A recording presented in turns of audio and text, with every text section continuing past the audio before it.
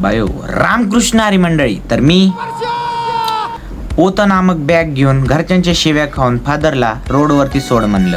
सोडल्यानंतर डायरेक्ट तिथून एक मोठासा ट्रक घेतला आणि ट्रकमध्ये बसून डायरेक्ट आलो गाडी तळेला.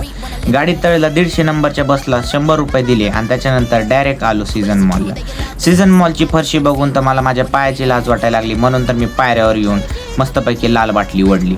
लाल बाटली वडल्यानंतर डायरेक्ट सिनेपॉलिक्समध्ये एंट्री घातली आणि तिथं आपण आज गेम करणार होतो धुरंधर द रिव्हेंजचा.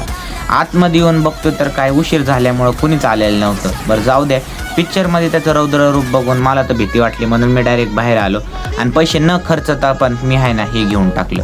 त्याला ठसा खात बसलो आणि त्याच्यानंतर पिक्चरच्या एंडला एक मोठासा ब्लास्ट बघून माझ्या जीवात जीव आला. पिक्चर संपल्यानंतर डायरेक्ट आहे ना पळत सुटलो, कारण पोरांनी आपल्यासाठी गाडी थांबवून ठेवलेली.